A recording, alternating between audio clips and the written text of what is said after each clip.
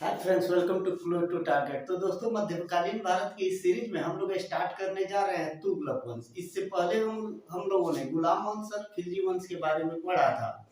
और दोस्तों, मध्यकालीन भारत की जो है 7 वीडियो अपलोड की जा चुकी है, जो आपको प्ले लिस्ट में मिल जाएगी। ठीक है, अगर आपने वो वीडियो नहीं देखा है तो जरूर जाके देखिए।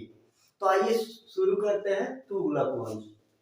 शासनकाल देखे तो 1320 से 1398 या कहीं कहीं आपको 1414 भी देखने को मिल जाएगी।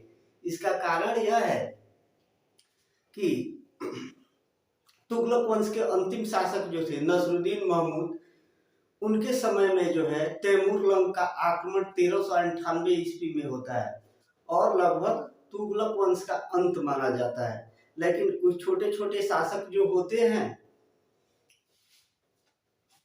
जो 1413 में दौलत खां को जो है शासक बनाया जाता है, लेकिन 1414 में जो है खिज्र खां इनकी हत्या करके जो है सैयद वंश की स्थापना करते हैं। ठीक है, तो थोड़ा बैकग्राउंड क्लियर करते हैं। तो देखिए, 1320 ईस्वी में खिलजी वंश के अंतिम शासक खुसरो खां को पराजित कर जो है गयासुद्दीन तुगलक ने जो है तुगलक वंश की स्थापना की थी। ठीक है, तो देखिए, तुगलक वंश में मेनली हम लोगों को जो है तीन शासकों के बारे में पढ़ना है जो इम्पोर्टेंट है। देखिए कौन कौन से। गयासुद्दीन तुगलक, जिनका शासनकाल जो है 1320 से 1325 तक रहता है। इनके ही बेटे थे मोहम्मद बिन तुगलक, जिनका शासनकाल 1325 से 1351 तक था। और उसके बाद फिरोज तुगलक के बारे में पढ़ना है, जिनका शासनकाल जो है 1351 से 1388 तक रहा था। तो ये जो है फिरोज तुगलक जो होते हैं वो मोहम्मद बिन तुगलक के चचेरे भाई होते हैं। तो मेनली हम लोग को तीन शासकों के ही बारे में पढ़ना है। ठीक है, तो आइए स्टार्ट करते हैं गयासुद्दीन तुगलक। तो देखिए, अलाउद्दीन के समय महत्वपूर्ण अभियानों का अध्यक्ष एवं दीपालपुर का अध्यक्ष था। गयासुद्दीन तुगलक जो है वो अलाउद्दीन के समय, जो खिलजी वंश के शासक थे, उनके समय जो है महत्वपूर्ण अभियानों का अध्यक्ष हुआ करता था और दीपालपुर का अध्यक्ष भी था। ठीक है, उसके बाद देखते हैं 1320 ईस्वी में खुसरो खां को पराजित कर गाजी या गयासुद्दीन तुगलक ने तुगलक वंश की स्थापना की थी। खिलजी वंश के अंतिम शासक खुसरो खां को पराजित कर 1320 ईस्वी में जो है गाजी मलिक, जिनका नाम गाजी मलिक था, उन्होंने गयासुद्दीन तुगलक के नाम से तुगलक वंश की स्थापना की थी। ठीक है, उसके बाद देखते हैं पॉइंट। इसने 29 बार मंगोलों के आक्रमण को रोका था। मंगोलों का आक्रमण जो है इनके समय में 29 बार हुआ था और 29 बार इन्होंने मंगोलों के आक्रमण को रोका था। ठीक है, नेक्स्ट पॉइंट देखते हैं। अलाउद्दीन द्वारा लिया गया भूमि पुनः अमीरों में बांट दिया। अलाउद्दीन जो होता है खिलजी वंश का शासक, उसने क्या किया था कि दान, उपदान, पेंशन आदि में दी गई भूमि जो है वो वापस ले लिया था और उसे खालसा भूमि में बदल दिया था। गयासुद्दीन तुगलक क्या करता है कि उस जमीन को जो है पुनः अमीरों को लौटा देता है। ठीक है, नेक्स्ट पॉइंट देखते हैं। सिंचाई के लिए नहरों का निर्माण करने वाला प्रथम शासक था।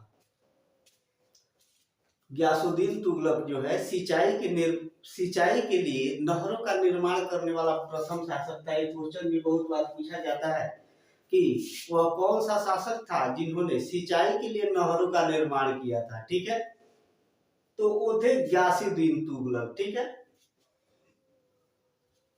तो गयासुद्दीन तुगलक जो है सिंचाई के लिए नहरों का निर्माण करते हैं। नेक्स्ट पॉइंट देख लेते हैं। तो मृत्यु 1325, इनकी मृत्यु जो है 1325 में हो गई थी। बंगाल अभियान से लौटते समय एमबीटी द्वारा बनाया गया लकड़ी का महल गिरने से हुआ था। ठीक है, तो देखिए, ये मोहम्मद बिन तुगलक को हम लोग एमबीटी भी बोल सकते हैं, मोहम्मद बिन तुगलक। ठीक है, तो देखिए वो क्या था कि गयासुद्दीन तुगलक जो है वो बंगाल पर एक सफल अभियान के बाद लौट रहे थे, ठीक है।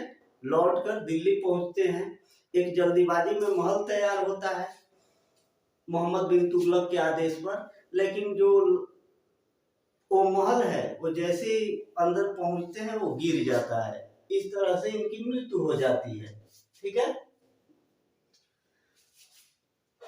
ये था गयासुद्दीन तुगलक से रिलेटेड कुछ इंपोर्टेंट पॉइंट। शासनकाल देखा जाए तो जिसमें भी गुलाम वंश, खिलजी वंश, तुगलक वंश, सैयद वंश, ये चार वंश जो हम लोगों को पढ़ना है, ये चार वंश में प्रथम जो है जो स्थापना करते हैं, ठीक है, जितने भी संस्थापक है मतलब उन लोगों का जो है शासनकाल बहुत ही अल्प रहा है, ठीक है। इनका भी शासनकाल 5 वर्षों का था, ठीक है। अब आइए नेक्स्ट शासक के बारे में देख लेते हैं। तो मोहम्मद बिन तुगलक, गयासुद्दीन तुगलक का बेटा था मोहम्मद बिन तुगलक, ठीक है। इसका शासनकाल जो है 1325 से 1351 तक है। तो आइए थोड़ा मोहम्मद बिन तुगलक के बारे में जानते हैं। तो देखिए इसका जो है शासनकाल बहुत ही अशुभ मुहूर्त में शुरू हुआ था। वो हुआ क्या था कि एक सफल आक्रमण, बंगाल पर एक सफल आक्रमण के बाद गयासुद्दीन तुगलक जो है दिल्ली लौट रहे थे, ठीक है। उनकी भव्य स्वागत के लिए मोहम्मद बिन तुगलक जो उनका लड़का होता है, भव्य स्वागत के लिए जल्दीबाजी में एक महल का निर्माण करता है, एक पंडाल का निर्माण करता है। लेकिन वो पंडाल चूंकि जल्दीबाजी में बनाया गया था, इसीलिए जो पंडाल जो है वो गिर जाता है और गयासुद्दीन तुगलक की मौत हो जाती है। तो इसमें बहुत सारी अफवाहें फैलती है कि उसका लड़का जो मोहम्मद बिन तुगलक था, इन्होंने एक साजिश के तहत अपने पिता की हत्या कर दी है। उसके बाद से ये भी अफवाहें उड़ती है कि उनका मरना एक खुदा का कहर था। कुछ लोग बोलते हैं कि निजामुद्दीन औलिया का श्राप था, इसलिए उसकी मृत्यु हो गई। तो तमाम अफवाहें जो है फैलती हैं। तो देखिए इनके बारे में थोड़ा जान लेते हैं, मोहम्मद बिन तुगलक के बारे में। वास्तविक नाम उल्लुग खां या जूना खां था। इनका वास्तविक नाम मोहम्मद बिन तुगलक का उल्लुग खां या जूना खां था, ठीक है। 1325 ईस्वी में मोहम्मद बिन तुगलक के नाम से गद्दी पर बैठा। मोहम्मद बिन तुगलक जो था वो 1325 ईस्वी में अपने पिता की मृत्यु के बाद गद्दी पर बैठता है, ठीक है। मध्यकालीन शासकों में सर्वाधिक विद्वान एवं योग्य था, लेकिन कुछ असफल प्रयोग के कारण इतिहास में बुद्धिमान और मूर्ख दोनों नाम से जाने जाते हैं। तो देखिए मोहम्मद बिन तुगलक जो है मध्यकालीन शासकों में सबसे ज्यादा विद्वान था, खगोल शास्त्र था, ठीक है, और खगोल शास्त्र वगैरह था, ठीक है। लेकिन कुछ असफल प्रयोग के कारण इतिहास में इसे बुद्धिमान के साथ साथ मूर्ख शासक के भी नाम से जाना जाता है, कुछ असफल प्रयोग के कारण, ठीक है। तो आइए देख लेते हैं कौन कौन सा प्रयोग था जो असफल रहे थे और जिनकी वजह से इन्हें बुद्धिमान और मूर्ख दोनों नामों से जाना जाता है, ठीक है। तो आइए देखते हैं। तो देखिए मोहम्मद बिन तुगलक का प्रयोग और या योजनाएं, ठीक है। तो देखिए पहला प्रयोग इन्होंने क्या किया था, दोआब क्षेत्र में कर वृद्धि, कर जो है 1/2 कर दिया था। दोआब क्षेत्र किसको बोलते हैं, तो देखिए दो नदियों के बीच की जो भूमि होती है उसे दोआब क्षेत्र बोला जाता है, ठीक है। आप लोग जानते हैं पिछले वीडियो में हम लोगों ने पढ़ा था कि अलाउद्दीन खिलजी जो है वो कर 1/2 किया था सभी क्षेत्रों पे, लेकिन इसने केवल दोआब क्षेत्र पे जो कर है वो 1/2 किया था। अब देखिए होता क्या है, इसने सोचा कि अगर दोआब जो क्षेत्र है मिट्टी दोआब क्षेत्र की मिट्टी जैसे कि हम लोग जानते हैं कि काफी उपजाऊ होती है। इसने सोचा कि दोआब क्षेत्र में अगर हम कर बढ़ा देते हैं तो ज्यादा फायदा होगा, क्योंकि उपज ज्यादा होगी और 1/2 करेंगे तो ज्यादा फायदा होगा। इसके लिए जो है ये दोआब क्षेत्र में कर वृद्धि करता है। लेकिन देखिए होता क्या है, इसकी किस्मत खराब होती है। होता क्या है कि जिस साल ये कर वृद्धि करता है उस साल जो है भारी अकाल पड़ जाती है, भारी अकाल पड़ जाती है। और उसके बाद जो है प्लेग की महामारी फैल जाती है, जिसके चलते जो है वहां की जनता, दिल्ली की जनता पूरी तरह से मरने लगती है। और उनके मरने से यहाँ तक बोला जाता है कि पूरा वायु जो है प्रदूषित हो जाता है। इसके लिए जो है मोहम्मद बिन तुगलक 2.5 साल तक दिल्ली से बाहर चले जाते हैं। दिल्ली से बाहर जो है कन्नौज के पास रहते हैं। लगभग दिल्ली से 100 मील दूर था कन्नौज, उसी के पास 2.5 साल तक इन्होंने समय बिताया था, दिल्ली छोड़ दिया था।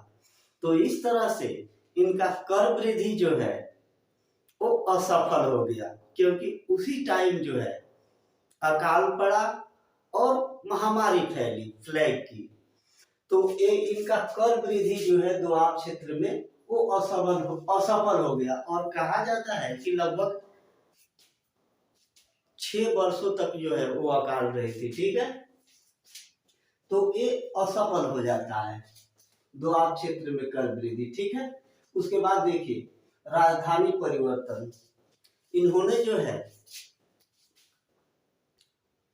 मोहम्मद बिन तुगलक ने सोचा कि अगर हम जो है दक्षिण भारत में अगर राजधानी को स्थापित करते हैं तो राजधानी जो है सेंटर में आ जाएगा और शासन चलाना बहुत ही आसान हो जाएगा। इसलिए जो है ये दिल्ली से देवगिरी राजधानी जो है परिवर्तन करने की चेष्टा करता है। लेकिन देखिए होता क्या है, राजधानी परिवर्तन करता है देवगिरी और वहां का नाम दौलताबाद रखता है। देखिए होता क्या है, क्योंकि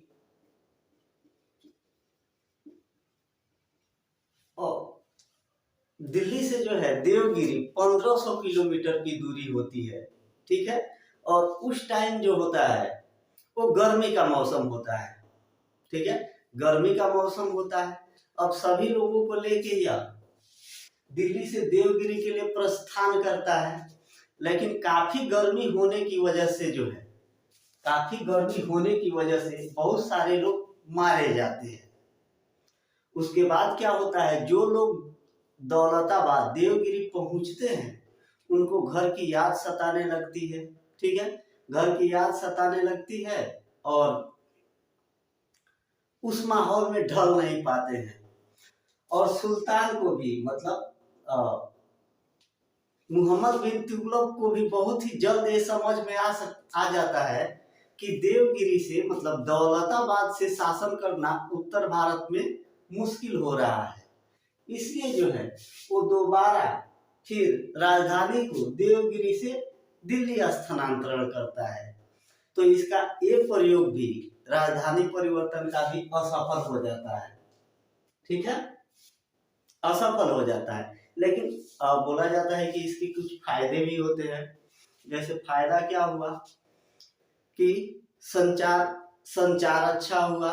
उसके बाद जो है उत्तर भारत और दक्षिण भारत के बीच जो है दूरी कम हुई।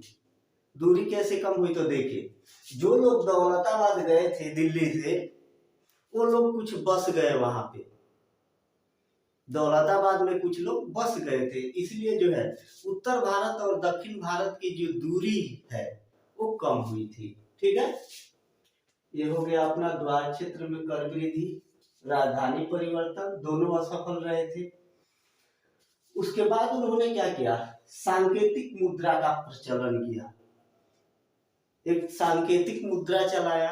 सांकेतिक मुद्रा मतलब क्या होता है, आज हम लोग जो मुद्रा यूज करते हैं वो सांकेतिक मुद्रा है, क्योंकि आप कागज का 100 रुपए या 1000 रुपए का नोट बेचने अगर जाएंगे तो उसकी कीमत 1000 नहीं है, केवल उस पर लिख दिया गया है कि 1000 में ये चलेगा, मतलब उसका प्राइस हो गया है वो, लेकिन उसका कीमत जो है 1000 रुपए नहीं होती है। तो आजकल जो मुद्रा यूज होती है वो सांकेतिक मुद्रा है, इसलिए जो है उस टाइम पे सांकेतिक मुद्रा चलाने का प्रयास करता है। ठीक है, तो देखिए होता क्या है, इन्होंने जो है कांसा का एक मुद्रा चलाने का प्रयास करता है जो चांदी के टंका के बराबर होता है। ठीक है, ये मैंने लिखा हुआ है, कांसा का एक मुद्रा चलाने का प्रयास करता है जो चांदी के टंका के बराबर होती है। ठीक है, तो देखिए होता क्या है सांकेतिक मुद्रा में, क्योंकि सांकेतिक मुद्रा ये कांसा का चला देता है, उसका कीमत रखता है चांदी का टंका के बराबर। उसके बाद देखिए क्या होता है, मार्केट में जो है जाली कांसा का मतलब बहुत सारे सिक्के उपलब्ध हो जाते हैं, सरकार उस पर लगाम नहीं रख पाती है। ठीक है, बहुत सारा जाली नोट आ जाने के कारण ये भी योजना असफल हो जाती है। देखिए ये सफल हो सकता था कैसे, अगर जाली नोटों को रोक देता था मोहम्मद बिन तुगलक तो ये निश्चित ही ये प्रयोग सफल हो जाता था, लेकिन इसको नहीं रोक पाता है और ये योजना असफल हो जाती है। उसके बाद जब ये सुल्तान को पता चलता है तो वो जो है कांसा का जो सिक्का होता है उसको बंद करने का निर्णय लेता है। ठीक है, और बोलता है कि जो ओरिजिनल कांसे का सिक्का होगा उसके बदले हम चांदी का टंका देंगे। ठीक है, तो और परिवर्तित भी करता है, जो ओरिजिनल होता है उससे जो है चांदी के टंके में परिवर्तित करता है। लेकिन जो है बढ़ने के अनुसार इतने सारे जो है नकली सिक्के हो गए थे कि महल के बाहर इसका ढेर लगा हुआ था और बहुत दिनों तक वहीं पे पड़ा था। ठीक है, तो ये सांकेतिक मुद्रा का प्रचलन भी असफल हो जाता है। ठीक है, अब नेक्स्ट पॉइंट देखेंगे, नेक्स्ट प्रयोग तो खुरासान का अभियान मध्य एशिया में। ठीक है, राजधानी परिवर्तन के बाद जो है वो अफगानिस्तान का क्षेत्र और गजनी का क्षेत्र मतलब काबुल का क्षेत्र, इस पे हमला करने को सोचता है। कौन? मोहम्मद बिन तुगलक, और बहुत ही भारी मात्रा में सैनिकों को नियुक्त करता है। तब तक क्या होता है कि मध्य एशिया की स्थिति अच्छी हो जाती है और सांकेतिक मुद्रा का प्रचलन और राजधानी परिवर्तन से जो है भारी नुकसान होता है मोहम्मद बिन तुगलक को, पैसे की कमी होती है और नगद वेतन जो है सैनिकों को नहीं दे पाता है। इसलिए यह जो है ये अभियान को भी भंग करना पड़ता है। तो इस तरह से जो है खुरासन का अभियान भी असफल रहता है। ठीक है, उसके बाद होता है कराचिल का अभियान। पांचवा प्रयोग इसका होता है कराचिल का अभियान, कुमाऊं पहाड़ियों में होता है। देखिए जो पहाड़ी राजा थे उनसे युद्ध करने के लिए ये अभियान शुरू किया था मोहम्मद बिन तुगलक ने। लेकिन देखिए होता क्या है, फर्स्ट राउंड तो ये जीत लेता है पहाड़ियों में, लेकिन जैसे ही आगे बढ़ते हैं वो गुरिल्ला टाइप युद्ध करने लगते हैं छुप छुप के, तो बहुत सारे सैनिक मारे जाते हैं। इसके बताया जाता है कि 10,000 सैनिक गए थे और उसमें से केवल 10 ही लौट के आए थे। ठीक है, तो इस तरह से कराची का अभियान भी असफल हो जाता है। ये पांचों प्रयोग जो है मोहम्मद बिन तुगलक ने जो किया था, पांचों प्रयोग जो है असफल हो जाती है। ठीक है, ये योजनाएं जो है सफल हो सकती थी, लेकिन इसने 100-2 वर्ष बाद जो किया जाना चाहिए वो शायद पहले कर दिया था। ठीक है, तो देखिए इन्हीं सनक भरी योजनाओं के कारण उसे स्वप्नशील, पागल और रक्त पिशाचु कहा गया है। ये सनक भरी योजनाएं जो थी उसकी, जो सारी असफल हो गई, इसी के कारण इसे इतिहासकारों ने स्वप्नशील, पागल और रक्त पिशाचु आदि कहा है। ठीक है, उसके बाद देखते हैं नेक्स्ट पॉइंट। कृषि के विकास के लिए अमीर एकोही नामक विभाग का गठन किया था। कृषि के विकास के लिए जो है मोहम्मद बिन तुगलक ने अमीर एकोही नामक विभाग की स्थापना की थी। ठीक है, नेक्स्ट पॉइंट देखते हैं। मोरक्को यात्री इब्न बतूता इसी के समय 1333 ईस्वी में भारत आया था। मोरक्को अफ्रीकी यात्री इब्न बतूता जो है इसी के टाइम में जो है भारत आया था 1333 ईस्वी में। उसकी पुस्तक जो है जिसका नाम रेहला है, उसका यात्रा वृत्तांत है।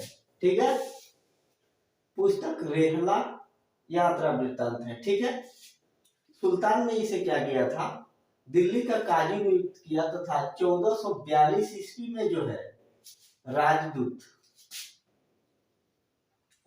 के रूप में चीन भेजा था। मोहम्मद बिन तुगलक इब्न बतूता से इतना प्रभावित होता है कि वहां का जो है दिल्ली का काजी नियुक्त कर देता है और उसको जो है राजदूत के रूप में 1442 ईस्वी में चीन भेज देता है और वहीं पे जो है चीन में ही उसकी मृत्यु होती है। ठीक है, इब्न बतूता की। अब देखिए, मोहम्मद बिन तुगलक के शासन में ही विजयनगर 1336 में, जिसकी स्थापना हरिहर और बुक्का ने की थी। मोहम्मद बिन तुगलक के शासनकाल में ही विजयनगर साम्राज्य और बहमनी साम्राज्य की स्थापना हुई। मोहम्मद बिन तुगलक के ही शासनकाल में जो है विजयनगर, जिसकी स्थापना 1336 ईस्वी में हरिहर और बुक्का नाम के दो भाइयों ने की थी। ठीक है, और बहमनी साम्राज्य, दोनों दक्षिण भारत में जो है बहमनी साम्राज्य, ये दोनों की स्थापना हुई थी। क्वेश्चन पूछा जाता है, स्टार बना लीजिएगा। ठीक, विजयनगर और बहमनी साम्राज्य की स्थापना किसके शासनकाल में हुई थी, तो देखिए मोहम्मद बिन तुगलक के शासनकाल में हुई थी। ठीक है, उसके बाद देखिए इसकी नेक्स्ट पॉइंट देखते हैं। मृत्यु 1351 में। मोहम्मद बिन तुगलक की मृत्यु जो है 1351 में सिंध जाते समय ठट्टा के पास हो जाती है। ठीक है, इसकी मृत्यु पर बदायूनी लिखता है, इनकी मृत्यु पे बदायूनी लिखता है कि आखिरकार जो है लोगों को इससे लोगों को मुक्ति मिल गई। मतलब इसके शासनकाल में लोग भी परेशान रहते थे और लोगों की वजह से ये भी परेशान रहता था। इसलिए जो है बदायूनी ने लिखा है कि आखिरकार लोगों को इससे और इसको लोगों से मुक्ति मिल गई। तो ये वाला पॉइंट याद रखिएगा।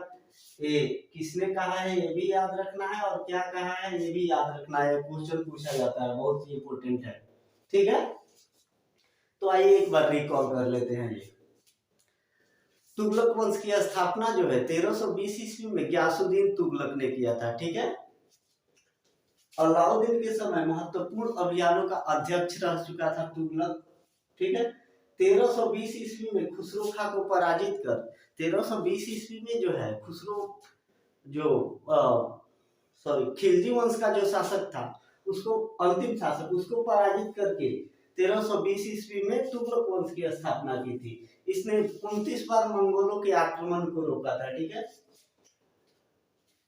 अलाउद्दीन द्वारा लिया गया भूमि इन्होंने पुनः अमीरों में बांट दिया था। सिंचाई के लिए नहरों का निर्माण करने वाला प्रथम शासक था।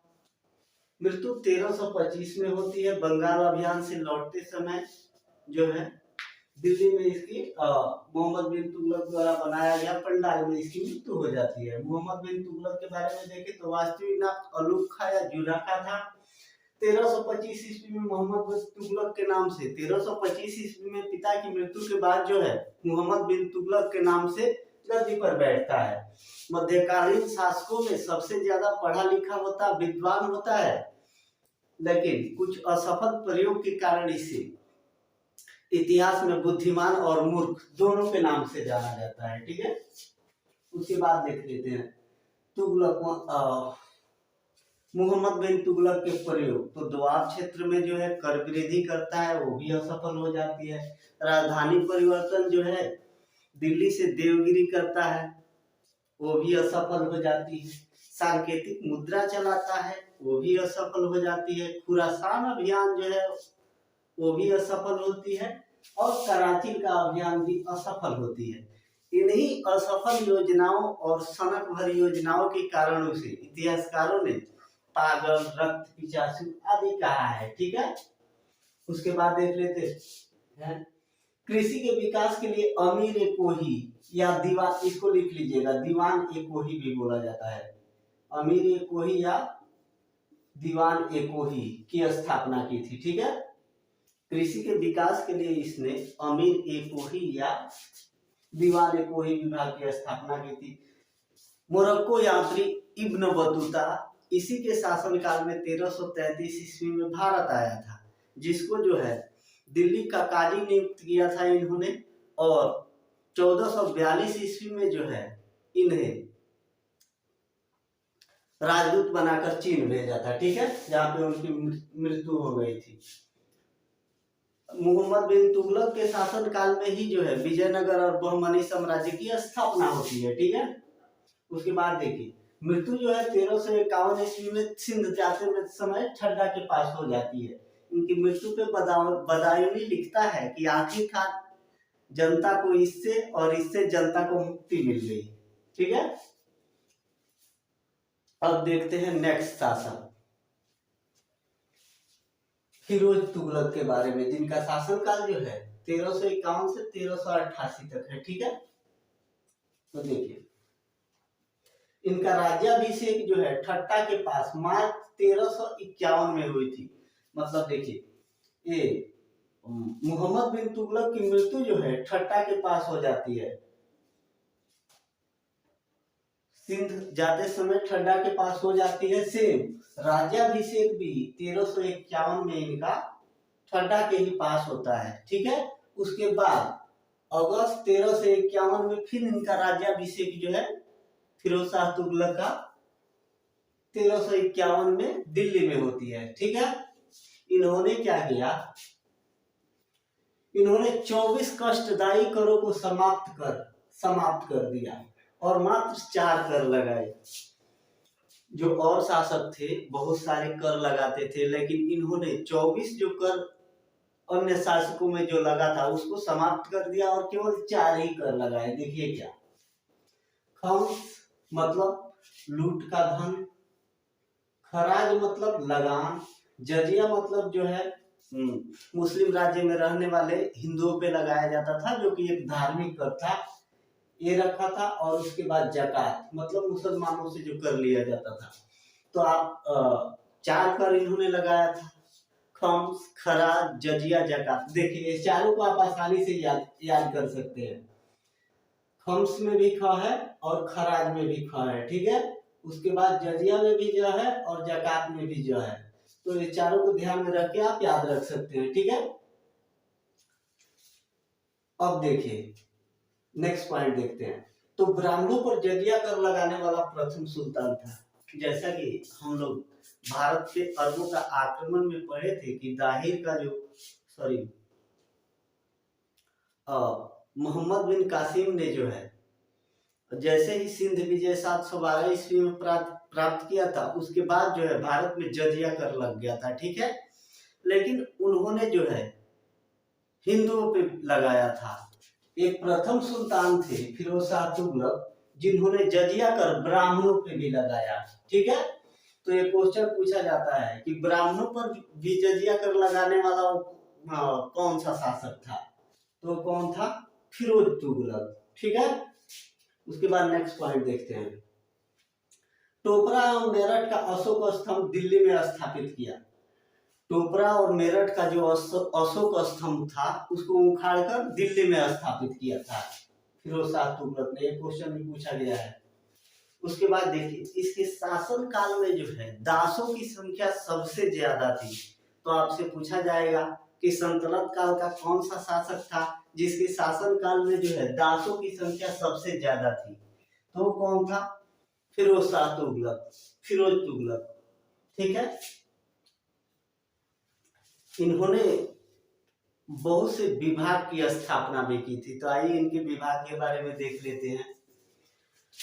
तो दीवान बंदगान, दासों की देखभाल के लिए जो है इन्होंने एक स्पेशल विभाग बनाया हुआ था। जैसा कि हम लोगों ने देखा था कि इनके शासन काल में जो है दासों की संख्या सबसे ज्यादा थी। मतलब बोला जाता है कि 1,80,000 के पास इनके शासन काल में दास थे। ठीक है, तो इन्होंने दासों की देखभाल के लिए एक अलग विभाग बनाया था जिसका नाम था दीवान ए बंदगान। ठीक है, उसके बाद इनका विभाग था दीवान ए खैरात, मुसलमानों की जो है आर्थिक सहायता के लिए एक विभाग था दीवान ए खैरात। इसमें जो है मुस्लिम महिलाओं को शादी विवाह वगैरह कराया जाता था या आर्थिक सहायता दी जाती थी। ठीक है, उसके बाद देखिए दारुल सफा, एक खैराती अस्पताल का भी विभाग बनाया था इन्होंने। ठीक है, उसके बाद इसका देख लेते हैं लोक निर्माण विभाग। तो एक क्वेश्चन आपसे पूछा जाता है कि वो कौन सा शासक था जिन्होंने लोक निर्माण विभाग की स्थापना की थी। ठीक है, तो वो थे कौन? फिरोज तुगलक। ठीक है, तो देखिए लोक निर्माण विभाग में देख लेते हैं 300 नगरों को बसाया था। 300 नगरों को इन्होंने बसाया था। एक अनुवाद विभाग की स्थापना भी की थी, ये भी ध्यान में रखिएगा। 300 नगरों को बसाया था, अनुवाद विभाग की स्थापना की थी, 5 बड़ी नहरों का निर्माण कराया था। तो एक क्वेश्चन यहाँ से पूछता है क्या कि नहरों को जाल के रूप में निर्माण करने वाले मध्यकालीन भारत के कौन से शासक थे? तो देखिए इन्होंने जो है सबसे ज्यादा, कंफ्यूज नहीं होना है, सिंचाई के लिए नहरों का निर्माण करने वाला प्रथम शासक कौन था? गयासुद्दीन तुगलक। सिंचाई के लिए नहरों का निर्माण करने वाला प्रथम शासक था कौन था? गयासुद्दीन तुगलक। ठीक है, लेकिन नहरों को जाल के रूप में, मतलब सबसे ज्यादा नहरों का निर्माण करने वाला कौन था? तो फिरोज शाह तुगलक। ठीक है, 5 बड़ी नहरों का निर्माण करवाया था इन्होंने। उसके बाद देखिए 1200 फलों के बाग लगाए थे, 150 कुएं का निर्माण किया था और बहुत सारे जैसे कि है कुआं, तालाब आदि का निर्माण इन्होंने किया था। ठीक है, उसके बाद देख लेते हैं नेक्स्ट पॉइंट। तो आत्मकथा, इन्होंने अपनी आत्मकथा जो है फुतुहात ए फिरोज शाही में लिखा है। इन्होंने अपनी आत्मकथा फुतुहात ए फिरोज शाही में लिखा है। ठीक है, इनकी मृत्यु जो है वो 1388 में हो जाती है। ठीक है, फिरोज शाह तुगलक की। अब आइए देख लेते हैं अंतिम शासक जो होते हैं तुगलक वंश के, वो होते हैं नसरुद्दीन महमूद तुगलक। अंतिम शासक कौन होते हैं? नसरुद्दीन महमूद तुगलक, जिनके समय में जो है 1398 में तैमूर का आक्रमण होता है और तुगलक वंश का लगभग पतन माना जाता है। अब देखिए कुछ अमीर सरदारों में जो है 1413 ईस्वी में दौलत खां को जो है शासक बनाते हैं। ठीक है, उसके बाद जो है 1414 में खिज्र खां जो है दौलत खां की हत्या कर जो है सैयद वंश की स्थापना कर देता है। तो यहां से हो जाता है क्या? तुगलक वंश की समाप्ति। ठीक है, एक बार आइए रिकॉल करते हैं। तो देखिए फिरोज शाह तुगलक शासनकाल 1351 से 1388 तक, राज्याभिषेक ठड्डा के पास पहले हुआ था मार्च 1351 में। उसके बाद दोबारा राज्याभिषेक जो है दिल्ली में हुआ था। ठीक है, अगस्त 1351 में इन्होंने क्या किया था? 24 कष्टदायी करों को समाप्त कर केवल 4 कर लगाया था। वो 4 कर क्या था? तो खम्स, खराज, जजिया और जकात। ठीक है, ब्राह्मणों पर जजिया कर लगाने वाला प्रथम जो है प्रथम सुल्तान था। ब्राह्मणों पर जजिया कर लगाने वाला प्रथम सुल्तान था। टोपरा और मेरठ से अशोक स्तंभ को ले जाकर दिल्ली में स्थापित किया था। सबसे ज्यादा दास इसी के शासन काल में थे। विभाग इन्होंने बनाया था दीवाने बंदगाम दासों की देखभाल के लिए, दीवाने खैरात आर्थिक सहायता के लिए, दारुल सफा खैराती अस्पताल।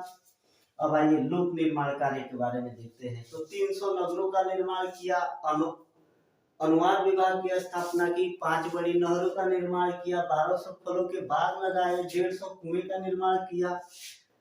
अपनी आत्मकथा जो है फुतुहात एक फिरोज शाही में लिखी। मृत्यु जो है 1388 में हो जाती है। अंतिम शासक होते हैं कौन? नसरुद्दीन महमूद तुगलक।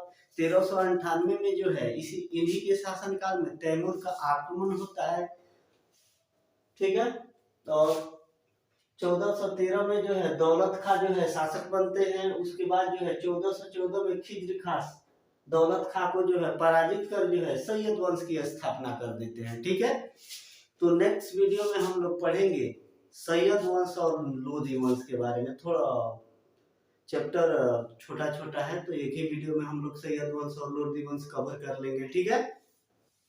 तो आइए देख लेते हैं कि इसमें क्वेश्चन कहां से पूछे जाते हैं। तो देखिए, पहले तो आपको पूछ देगा कि वह कौन सा शासक था जो अलाउद्दीन के समय जो है महत्वपूर्ण अभियानों का अध्यक्ष था, ठीक है। तो वो थे गयासुद्दीन तुगलक, ठीक है। उसके बाद ये पूछता है कि मंगोलों का आक्रमण किसके शासन काल में 29 बार हुआ था, किसने रोका था? तो होंगे गयासुद्दीन तुगलक। सिंचाई के लिए नहरों का निर्माण करने वाला प्रथम शासक कौन था? तो वो थे गयासुद्दीन तुगलक, ठीक है। तो ये क्वेश्चन पूछे जाते हैं। उसके बाद देखिए यहाँ से पूछा जाएगा आपको कि मध्यकालीन भारत में सर्वाधिक विद्वान शासक कौन था? तो वो कौन थे? मोहम्मद बिन तुगलक, ठीक है। उसके बाद पूछता है कि किसने जो है राजधानी को दिल्ली से देवगिरी या दौलताबाद अब परिवर्तन किया था? तो देखिए मोहम्मद बिन तुगलक ने किया था। उसके बाद सांकेतिक मुद्रा का जो है सांकेतिक मुद्रा का प्रचलन सबसे पहले किस शासक ने किया था? तो ये थे मोहम्मद बिन तुगलक। उसके बाद से पूछा जाता है ये क्वेश्चन कि कृषि के विभाग के लिए अमीर कोही की स्थापना जो है किसने की थी? तो मोहम्मद बिन तुगलक ने की थी। उसके बाद पूछ देता है कि मोरक्को यात्री इब्न बतूता जो है किसके शासन काल में भारत आया था? तो मोहम्मद बिन तुगलक के समय भारत आया था। और ये भी पूछा जाता है कि इब्न बतूता कहाँ का रहने वाला था? तो मोरक्को का रहने वाला था। तो किसके शासन काल में आया था और कहाँ का रहने वाला था, ये याद रखना है। और इसकी